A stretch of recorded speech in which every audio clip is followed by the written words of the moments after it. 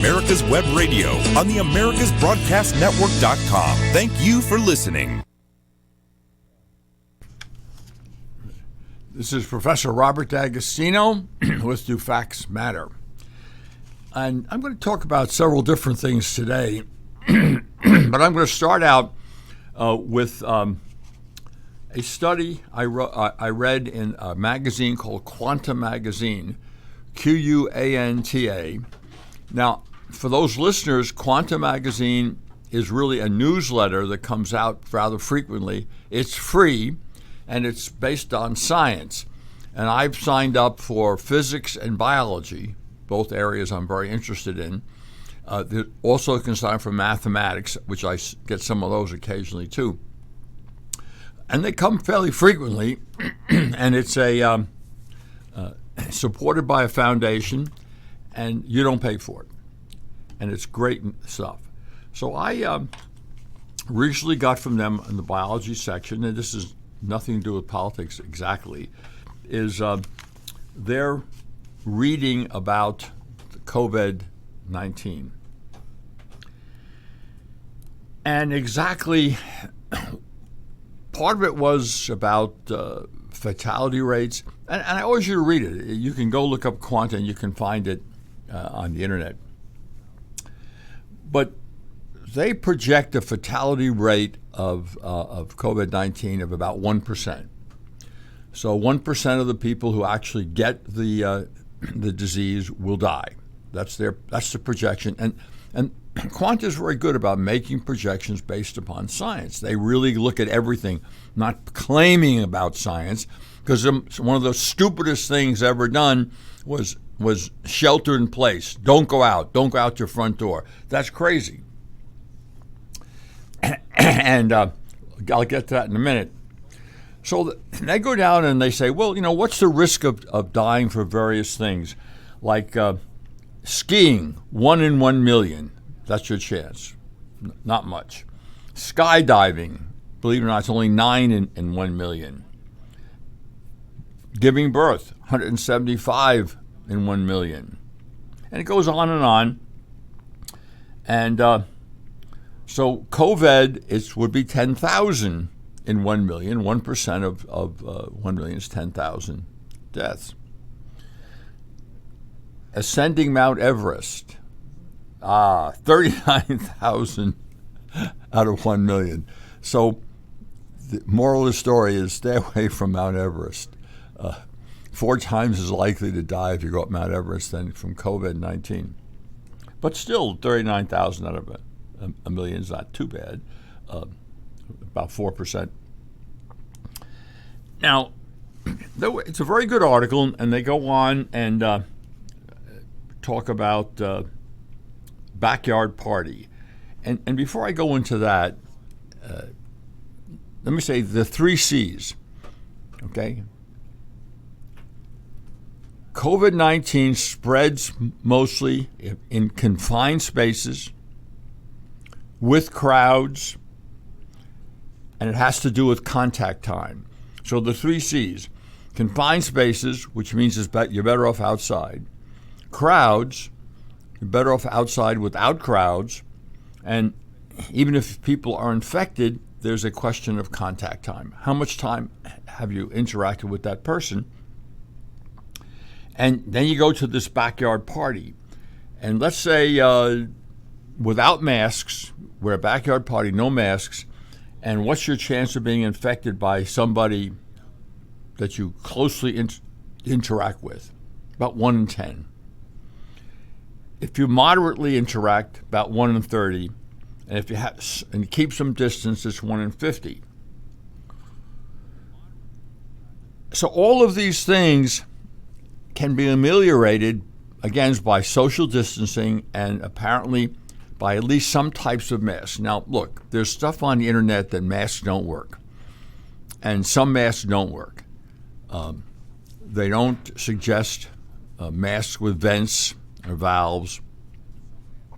They think that the droplets can enter that way and infect somebody, or they don't. Some of the masks that are just cloths, cotton cloths pasted over your face, as soon as they get, they don't work.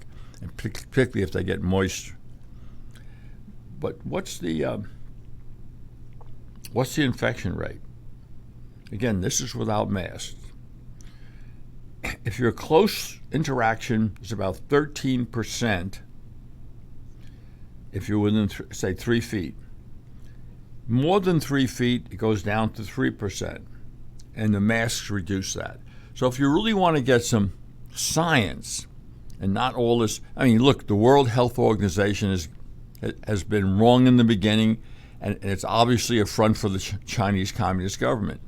CDC has given different advice at different times. I'm not saying you shouldn't pay attention to CDC. You should. But you have to understand that they're scientists too. They don't necessarily get it right, plus they have a narrow frame of reference.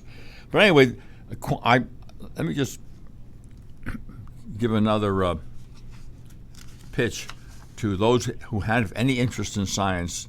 Quanta, Quanta, and you can get it for free.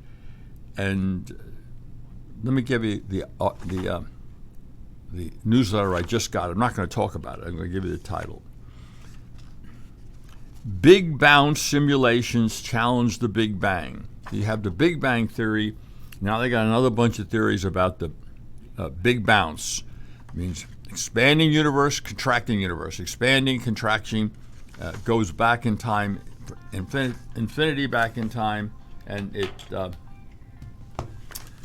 goes into the future in infinity. So that's the kind of stuff you get from them, speculative stuff. And if they're speculative, they tell you it's speculative.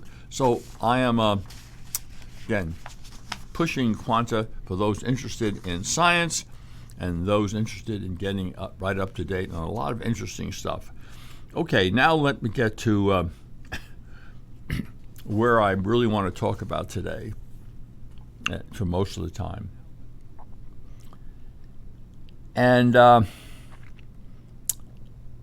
me start with something real simple.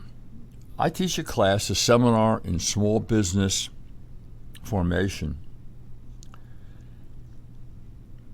And of course, we know how difficult times are right now for small businesses. There's some estimates that as many as 44% of small businesses will not reopen due to the combination of the virus and the looting that occurred. And of course, the looting mostly occurred in minority neighborhoods, black neighborhoods, and so you have a lot of black-owned businesses that won't reopen. That's right, Black Lives Matter, sure. Anyway, there's a lot of things that students are just misinformed, and we'll say why in a minute. I have a question. These are like 1 week research projects to start with. And they all have an economic reason that I've done this, and I won't go into that. But here's one of the research projects I've given them. Who are the 12 wealthiest Americans based on their personal reported wealth, including wealth indirectly controlled through trusts and foundations? No, the Rockefellers do not control the Rockefeller Foundation. Yes, George Soros controls the Open Society Foundations. And the question is, what is the origin of their wealth? What is the current basis of their wealth? Are any of them essentially rentiers? I won't go into that part of it, but most students, if you ask them who the wealthiest Americans are, they don't know, but they'll Jeff Bezos and Bill Gates, and they'll have those. But then you ask them, what political party do they belong to? And overwhelmingly Republican, which is not true. They're overwhelmingly Democrat. And there's a reason for that. And we've discussed that reason on this show before. Part of the reason is a lot of these people want access to China. 1.3 billion people, is that what China has? We have 330 million. Oh my, the market in China. So there's this pro-Chinese bias among major corporations. I mean, where does the NBA make more money than here? China. So the NBA, that's National Basketball Association, if you non-sports fans, and they grovel to the Chinese Communist Party. Chinese Communist Party says jump, and they jump. And how about Nike? Great, woke Nike. Washington Post said they source many of their materials from slave labor camps in China. Do they? I don't know. That's what the Washington Post says. What does Nike say? Oh no, we've been sourcing stuff for years, and they don't. I don't think the denial has been quite direct. But again, there's that market, and there's nothing like money. As I always tell the students, when you want to know what's going on and who's benefiting, follow the money trail. Not to say everybody's motivated by money, but by and large, follow the money trail. I mean, after all, what a lobbyist for in Washington is to make sure their customers, their clients, make money off the government or make money that they want. Look, so that's one of the questions I've asked them. And of course, asking who the robber barons. Who were the robber barons? I'm talking about like people like Vanderbilt and Carnegie, J.P. Morgan. Who gave them that name? What was their wealth? By the way, I think the name first rose in New York Times. And robber barons the name was directed at how they treated each other, not how they treated everyone else, but how they treated each other, the competition among these wealthy folks for who'd be the wealthiest. What was their wealth initially based on? What happened to the wages of ordinary working Americans during the heyday of the robber barons, say 1865 to 1900? That's the key question.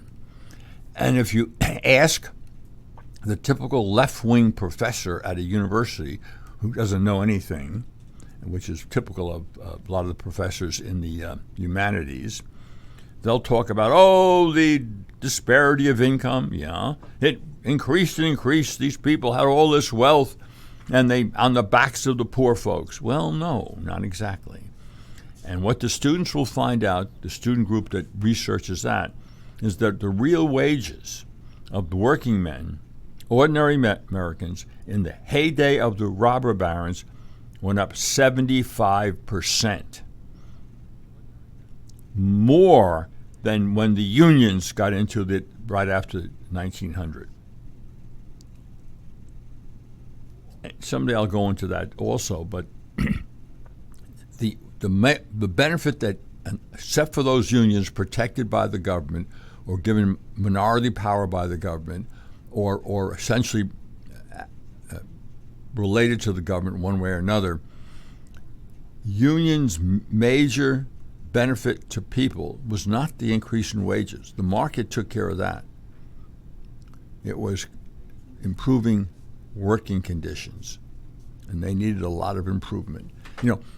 This just as a sidelight, I can remember Henry Ford, who was the great hero of the working men when he announced that he was doubling their wages from $2.50 a day to $5 a day. This was going to be a tremendous increase in wages, double it.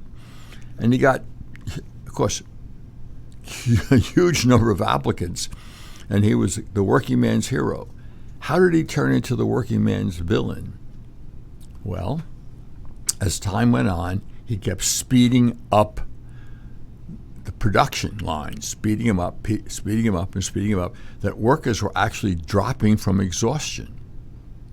And so they turned against Henry Ford and the people he brought in to enforce his new labor rules, despite the fact that he was originally considered a great hero. And so the unions came in, coal unions, water workers unions, and their main function, positive function over time, was really the improvement in working conditions. Anyway, you get the point. The point is I'm trying to have the students focus on economic issues. There's other things like credit default swaps and all these more technical stuff that I'm asking them to take a look at. But I wanted them to focus on facts, and which brings me up to the whole progressive movement, which is ignores it, which ignores the facts, which is in fact a religious movement, because it's a utopian movement. Every utopian movement is a religious movement because it says it answers to everything. It's going to create heaven on earth. Now, up until the French Revolution, many of these utopian movements were Christian-oriented, or in fact, all of them probably, heaven on earth, and a few persisted in, Amana in Iowa, and a few other ones persisted. And in fact, Israel, the kibbutz movement in Israel, when Israel was first formed, it was a socialist utopian movement.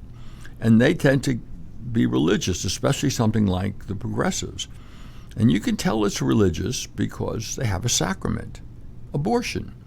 A lot of ancient religions, the sacrament was infanticide. You kill the babies after they're born. Well, in progressives, you kill them before they're born, with the exceptions apparently of New York and perhaps Virginia. They passed that law where you can kill them after they're born. Or as our former president, Barack Obama, when faced in Illinois, when he was a state senator in Illinois, and he voted against a bill that would protect babies born alive after a botched abortion. He refused to vote for that. Live birth. So anyway, we have a sacrament, and the sacrament, of course, is infanticide, but goes by another name now. It's called abortion. And right up to moment of birth, that's or after, that's the New York law. Well, what else is there? Well, magic. Now, modern religions, Christianity, Judaism particularly, they don't believe in magic. In Christianity, they've got a faith, the resurrection of Jesus. Can't be proved, can't be disproved. But Christianity's always been amenable to science. Well, those universities that started in Europe, starting in the Middle Ages, who was doing science there? Who was studying science? Who was studying nature? Who was studying the universe? Who was studying? Mostly the faculty of these universities. Well, who created the universities? With one major exception, they were Catholic Church. And who were the faculty? Priests. That's right, priests. So this idea that there's a conflict between Christianity and science is baloney. I mean, there's a conflict with some Christians, but otherwise baloney. We're up against a hard break. We will be right back. Whether cruising the strip in a 57 Chevy or taking the family on a vacation in a 71 Oldsmobile Vista Cruiser, you need to tune in to Classic Cars with Steve Ronaldo and Jim Weber every Saturday from 8 to 9 a.m. on americaswebradio.com. Perhaps you are struggling to cope with the disease of addiction. If not, you probably know a family member or friend that needs help in battling the cravings and the personal and professional damage done by the effects of drugs or alcohol. Get a pen and paper and be ready to write down the following. These are the issues that the trained staff at the Atlanta Healing Center address and treat every day. Their doctors and counselors with over 40 years of practice in the field of addiction can treat the suffering individual in a thoughtful, compassionate, and experienced manner and guide him or her along the path to recovery. So call 770-696-9862 and speak to a knowledgeable staff member about how you or your loved one can be helped to enjoy a better and healthier life.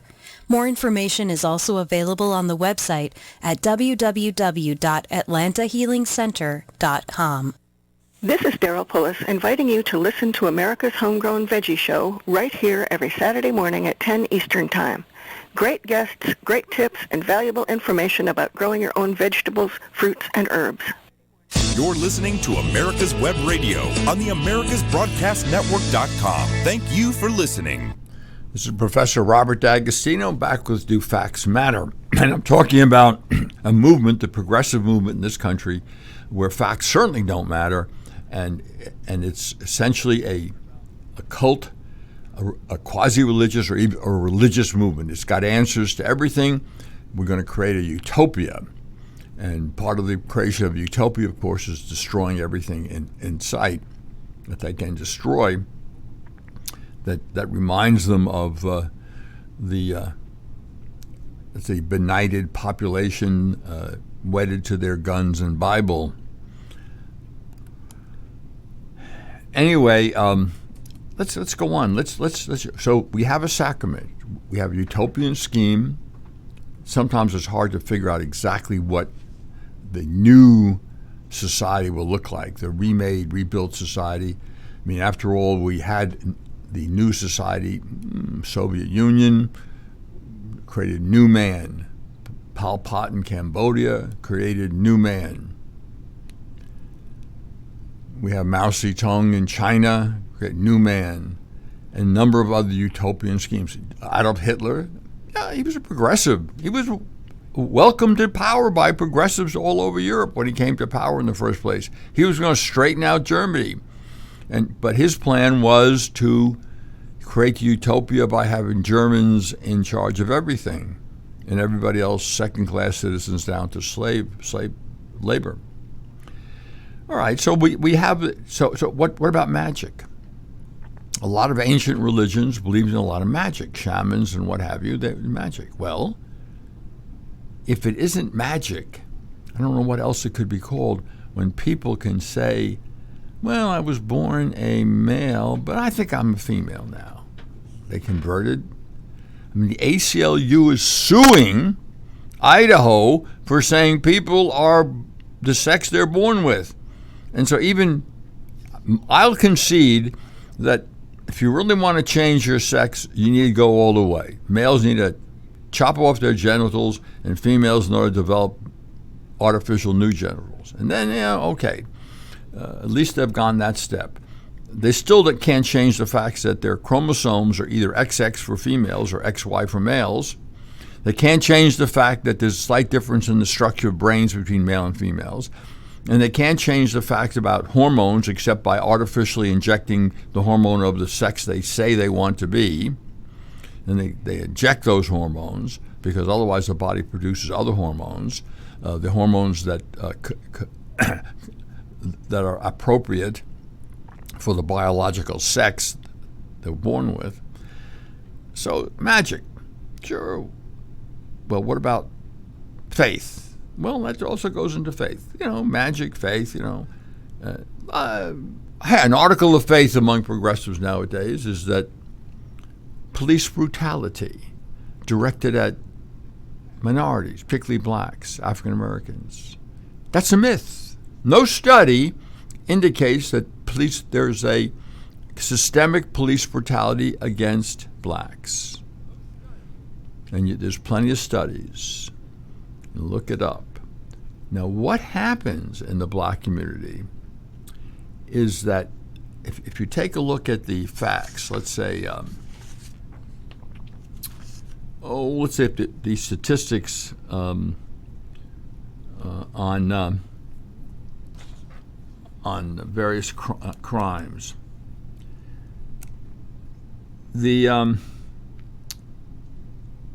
Let's say murder and non-negligent manslaughter, which is the most serious of the crimes.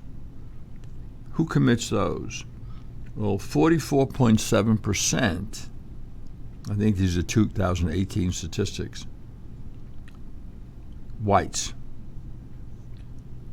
Blacks, 52.6%. Now, 52.6% of murders and non-negligent homicides are committed by African American blacks. They're 13% of the population, and black males are 6% of the population.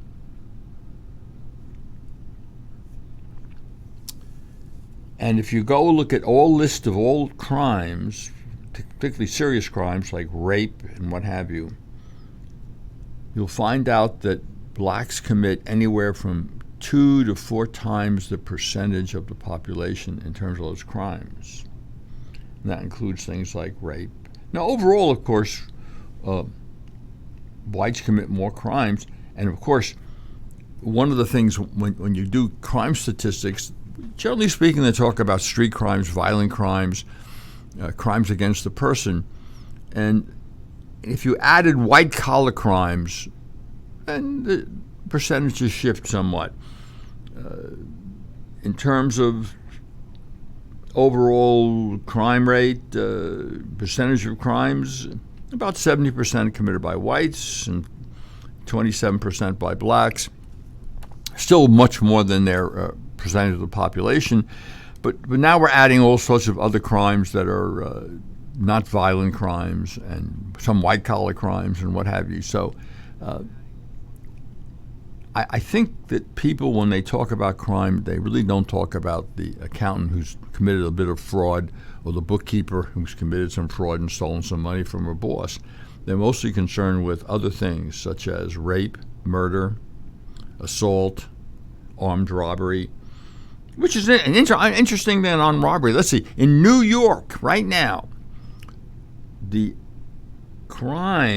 increase in shootings in New York, 286% increase over last year. 286% increase in crimes. Increase in shootings, excuse me, not crimes. Increase in shootings.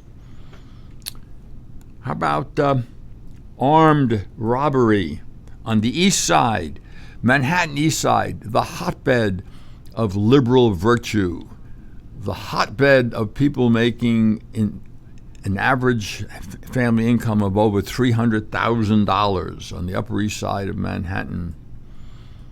Solidly Democrat, solidly progressive, solidly virtue signaling. Well, this year so far, they've had 14 gun holdups. That's on the street. All of last year, there were 4. Upper East Side of Manhattan. And, I was involved some years ago when I was young in an election on the Upper East Side of Manhattan. And there's a councilmanic election, which was pretty well, the district was lean Democrat, but the Republicans had once in a while one up there. And, of course, we lost this one, which I was involved in. But it was an interesting election because at that time, the Upper East Side was combined with some of the area around Greenwich Village. And the area around Greenwich Village that was included was not what Greenwich Village is today, kind of a woke neighborhood, but it was a lot of ethnic Italian Americans, literally and they in those days tended to vote Democrat. I mean, my father, who was an immigrant, and he was, when he got off the boat, who greeted him, Tammany Hall. So he was a Democrat. The first time he ever voted for a Republican, and only for president, was 1952. He voted for Eisenhower. But all the down ballots, he voted Democrat. So and that's typical when groups start shifting their voting. They start at the top and then later on shift. So he voted for Eisenhower, but down ballot he called himself an O'Connor Democrat. O'Connor was district attorney of Queens at the time, Democrat, socially very conservative. And later on he started voting Republican down ballot. But my mother voted Republican at the top and down ballot entire. Even though she was also an immigrant, she had seen the light sooner than my dad. In any case, that's just a side thing. So what's going on there? Well, let's take a look at something right now, and we'll go back to a theme I'm going to have in a minute. According to Gallup, 80% of African Americans, blacks, favor the same or increased police presence. We're up against a hard break. I'll be right back. You can keep your doctor, you can keep your plan, and every family will save thousands of dollars a year. I'm Ellen Deal, and if you've been hurt by the Affordable Care Act, you can email MAGA45CAG@gmail.com to see if we can help. Small business owners, individuals, families, and baby boomers, email MAGA45CAG@gmail.com for 3 easy questions to determine if you can get away from Obamacare. I'm a 20-year veteran of the insurance industry and here to help you for all your insurance needs. My name is Kyle Hayes, a motorsports student at Alfred State College. Every year, Alfred State students compete in the Great Race, which is a cross-country time endurance rally for vintage vehicles. As you can imagine, it's pretty costly. I'm asking for your help. Your donation can make it possible for these students to live their passion and promote the vintage automobile industry. Please visit our site at give.alfredstate.edu and search Great Race to learn more and help us reach our goal. Thank you. You're listening to America's Web Radio on the AmericasBroadcastNetwork.com. Thank you for listening. This is Robert D'Agostino back with Do Facts Matter. And I had just cited a Gallup poll that showed that 81% of black Americans, African Americans, decide they want the same or increased police presence. 81%. Overall, what's the percentage of Americans who say they want the same or increased protection? 64%. My. Must be a lot of folks out there white folks out there for defunding the police. Oh, yes. Let's say they live in their gated neighborhoods with private security or high-rise apartment buildings in the Upper East Side of New York with security on the basement, locked doors. It's very easy to be so woke. Now, why then do blacks keep voting and will keep voting for the Democrats who are part and parcel of this whole movement? Mayors of Seattle, Washington, mayors of Portland, Oregon, Minneapolis, Minnesota.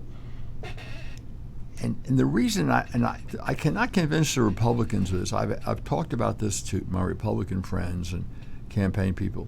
It has to do with atmospherics. The atmosphere. Look, black parents were not in favor of busing in a lot of places. But to be against busing signaled, because of the media, because of the way the Democrats played it, signaled you a race. You're a racist. Yeah, we're against busing, but if you're against busing, it shows you don't want to have integration, you don't want blacks to have good education, et cetera, et cetera. And so this created a negative atmosphere about even an issue that blacks agreed with. I mean, look, Democrats are very big on abortion. The more abortions, the better. Well, which group gets the most abortions per 100,000 people? Blacks, African Americans. If you took a survey of black community, are they pro-abortion or anti-abortion? They're anti-abortion.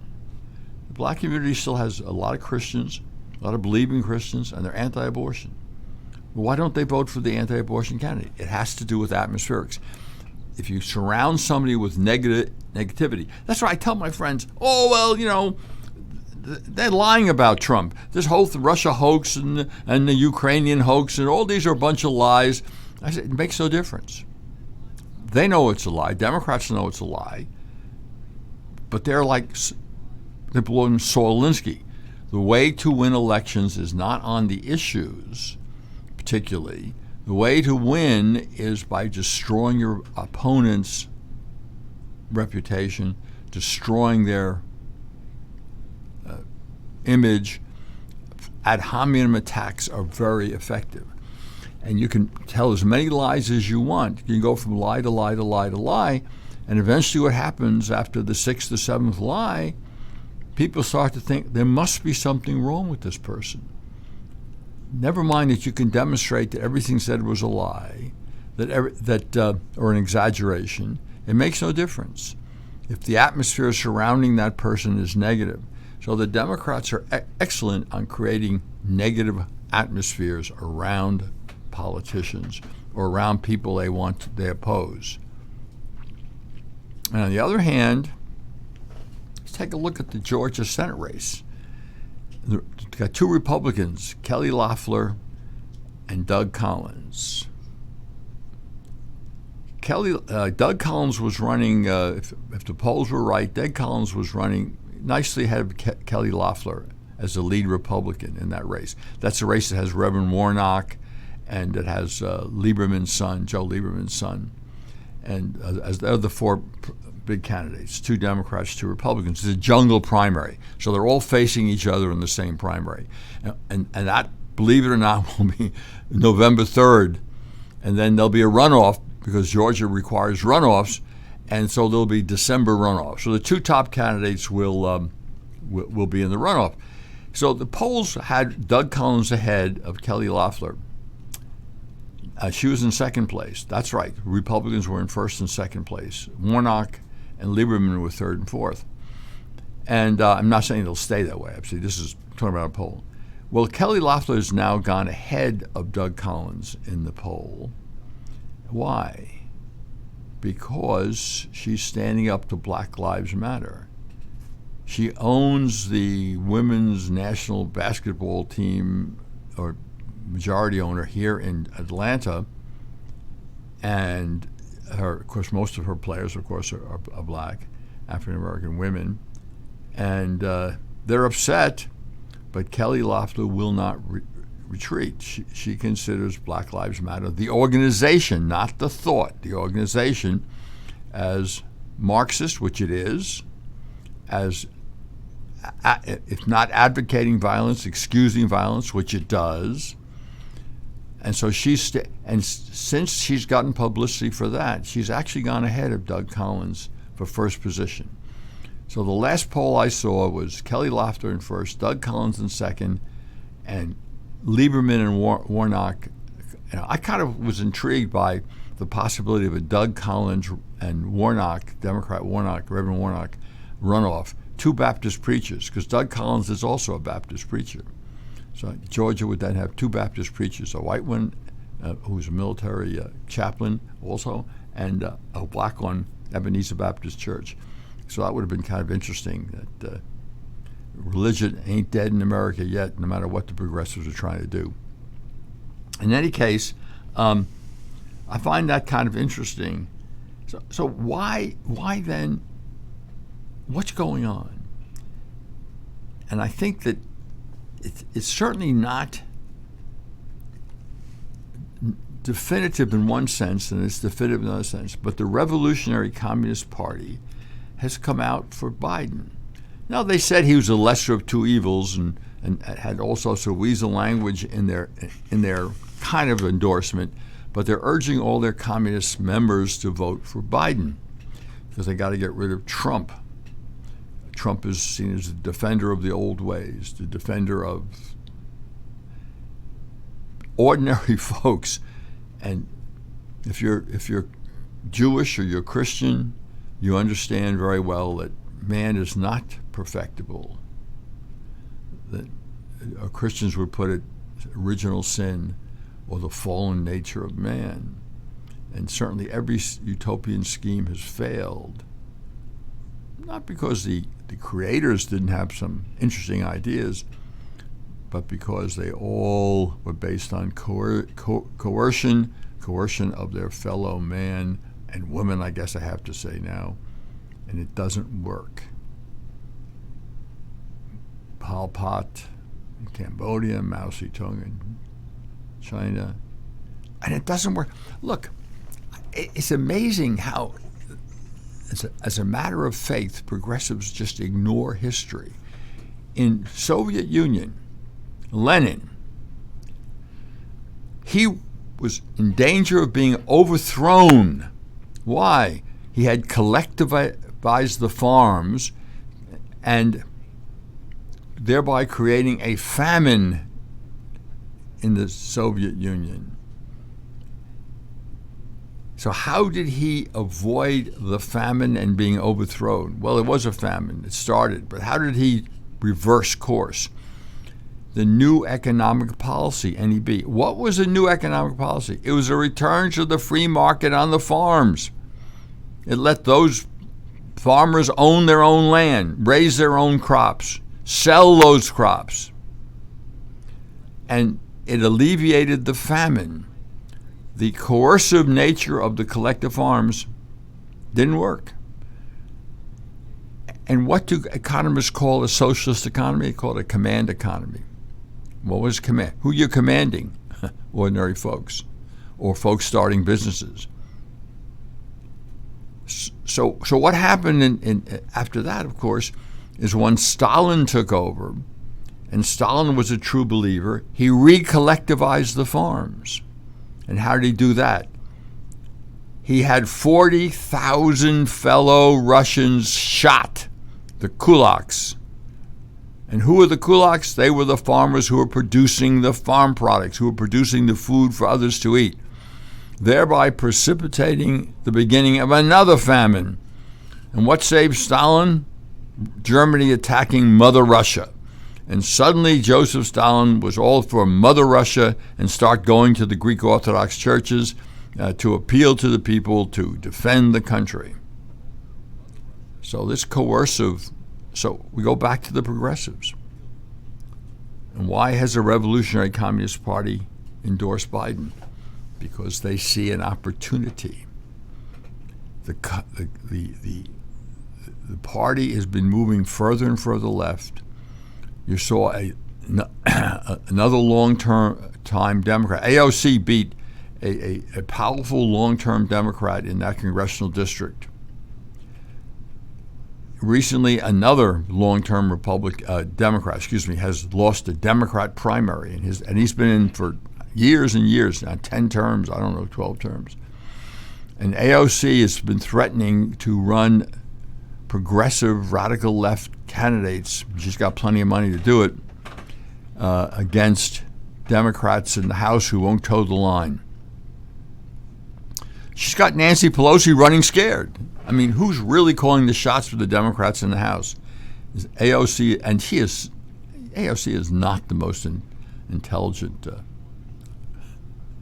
let's say, person in the block. I mean, really. Her ignorance sometimes is truly amazing. Just listen to what she says at times. But she's got lots of money, lots of left-wing backing, and therefore she gets out there and has her way with a lot of Democrats who are afraid that she will challenge them. And nothing is worse to a politician than being defeated, especially in a Democratic primary. So the party is turning radical left. Under pressure from radical leftists, including Black Lives Matter, which is explicitly Marxist. And since it's also violent, the organization's also violent, it's Leninist. Because what's Marxist-Leninism except Marxism by violent means? So we have now a Democrat Party that's being boarded or attempted to be boarded by, frankly, Marxists and people who are outward communists. Look, Bill de Blasio, who's the mayor of New York, he's a history of a communist history. He didn't deny it. And is he still a communist? I don't know, maybe. But anytime you get into that area of Marxism, socialism, the only way to even impose the system is coercion. You've got to coerce. You've got to tell people. And the progressive movement is a totalitarian movement. Look, if you're not woke, you can't get a job in academia. You can't get a job in academia if you're not woke. You're not with them.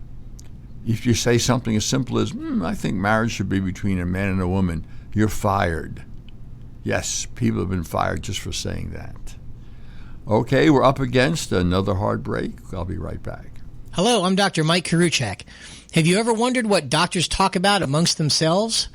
If you do, join us on the Doctor's Lounge and hear the doctors' conversations amongst themselves.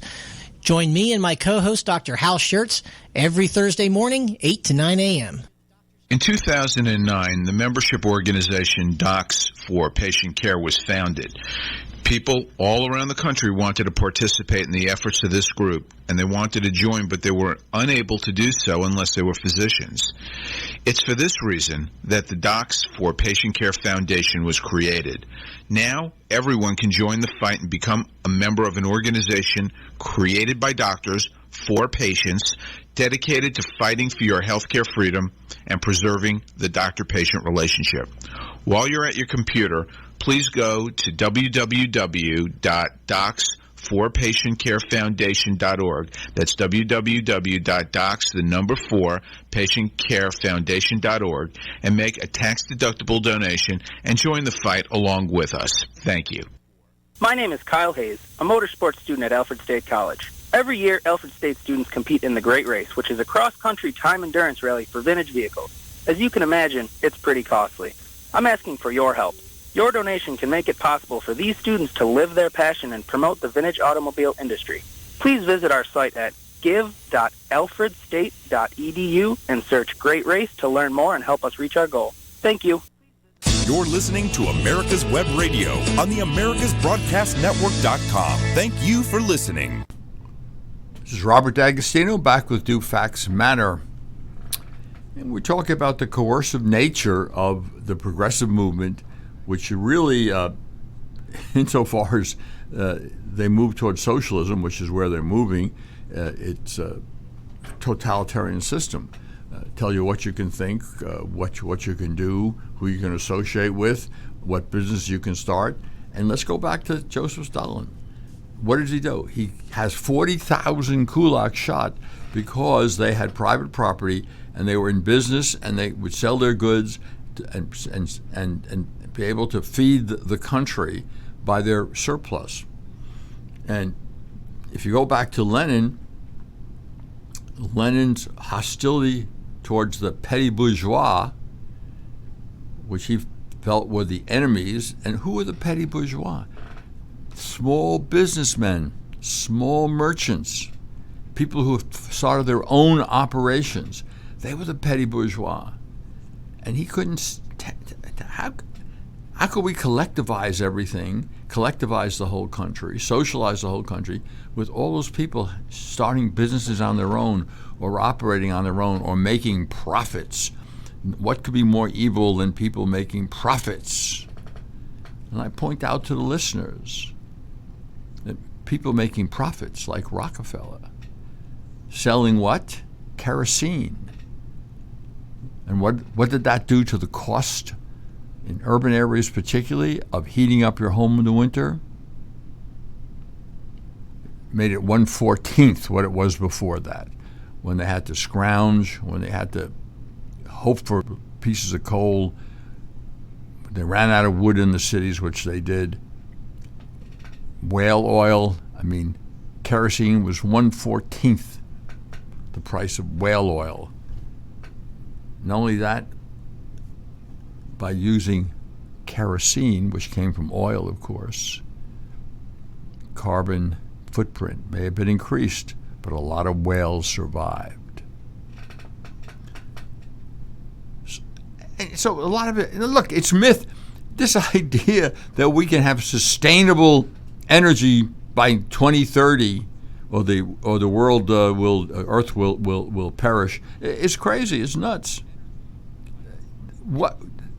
Wind power is tremendously inefficient. No wind, no power. What do? You got to have batteries to store the power.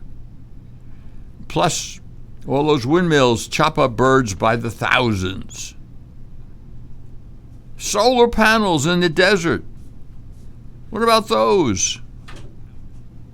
Anything below the panel, it gets so hot there that desert animals, snakes, lizards, turtles are fried. You can eat them. They're cooked. So but does these facts bother the progressives? Of course not. They take on faith. We got to shift to solar power. Well, a lot of people are not going to be able to afford that stuff. Oh, well, we'll subsidize them. And where did you get the money from? We'll raise taxes. Well, you can't raise taxes enough on the wealthy to do this. Plus, of course, this idea that wealthy folks are Republicans is nuts. What the big corporations want is higher regulation, more regulations, because that limits competition. It's a barrier. The more the regulations are, the bigger barrier there is to get in business. And so regulation, reform, the big corporations don't like it. They really don't, because it opens the door for competition. They don't care about, particularly about the tax rate, I assure you. They get annoyed at Trump because despite the fact what the Democrats say and their demagoguery, Trump tax bill actually raised taxes on a number of the wealthy. Why? Because he limited state tax write-offs to $10,000.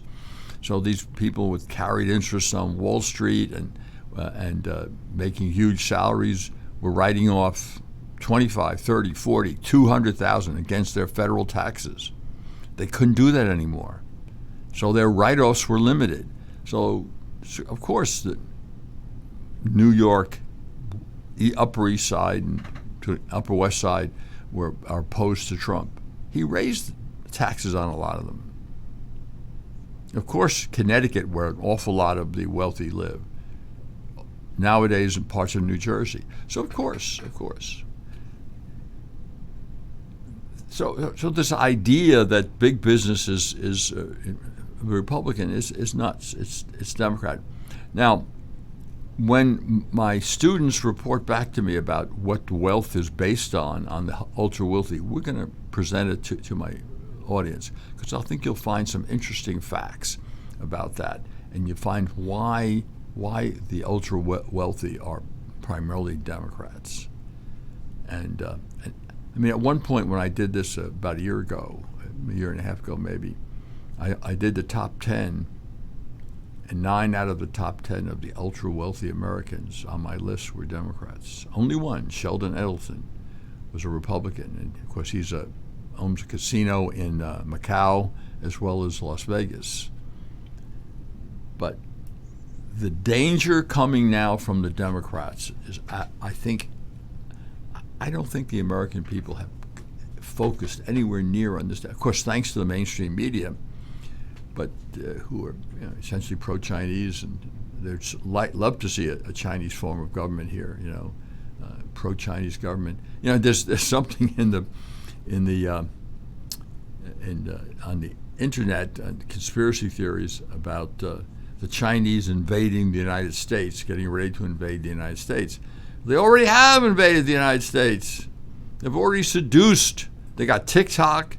They've got mainstream. They got Facebook and Google and Amazon, all lusting after the Chinese market.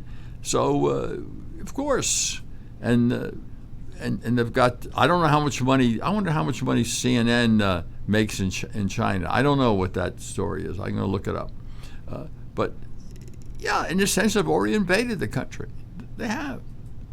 And Trump, in an attempt to free the country from excessive Chinese communist influence, is pilloried, constantly pilloried. Yes, by limiting some of the trade with China, it's going to decrease the increase in wealth in this country. It's going to limit how much money some of these big guys particularly can make.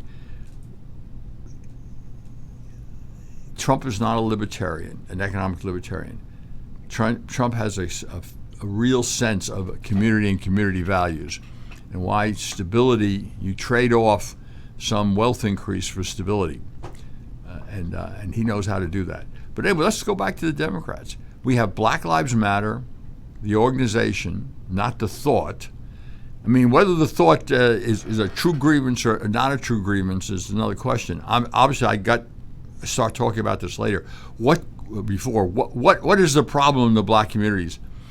Yes, it is true the police, not police brutality, but police tend to stop blacks, young blacks, much more often than whites.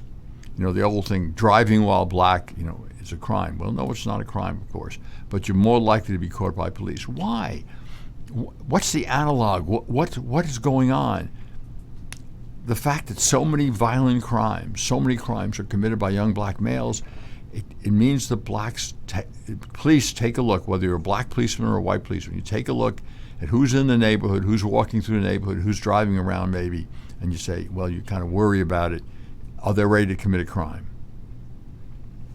Stop and frisk, which was a minimal intrusion on people's dignity, saved thousands of lives. Thousands of whose lives? Black male lives.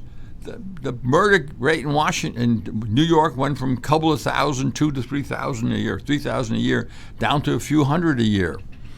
Why? Stop and frisk. If the black criminals, young men, knew there were a chance of being stopped and frisked, and they knew they'd go to jail if they were found with an illegal gun, they left the guns at home. They had them, but they left them at home. That was the best gun control ever. Stop and frisk. That's real gun control. This nonsense that the Democrats give out. And of course their excuse is, well, wait a minute now. We have to do gun control and we'll help the white community because, well, this is true, half of gun deaths in this country are suicides. That's true. And most of the suicides are white men. That's true. But as I pointed out a show a week ago or 2 weeks ago, in countries that have real gun control, have confiscated guns, smaller countries, people find other ways to commit suicide. Now, and the U.S. does not have the highest suicide rate. And other commit suicide by jumping off bridges, jumping off buildings, poison, and all sorts of stuff. So you'll see as gun control laws get tougher, and having guns is more problematic. If you want to commit suicide, yeah, I think, look, if guns were taken away from everybody, the suicide rate would drop. But it wouldn't drop that much less than you think. We wouldn't save half those lives, but we'd save some. Because people find different ways of ending their lives if they're determined to end it. And of course, with the COVID-19 and with the Democrat governors particularly closing down their states and doing ridiculous things, stay in place, the suicide rate's gone up. And it's gone up because people get depressed. They can't provide for their family. They lose their social contacts, and they get depressed. Well, none of these facts make a bit of difference when the goal is power, and that's what it is. The Communist Party is boarding the Democratic Party, and if we let it happen, I guess we deserve what we get. Thank you for listening. You're listening to America's Web Radio on the AmericasBroadcastNetwork.com. Thank you for listening. Want to give your family or loved one the perfect gift? Then go online and check out the TornadoBodyDryer.com. I love mine and the warm heat air massage it gives me after my shower. The Tornado Body Dryer is super. You'll love it, and you'll love having one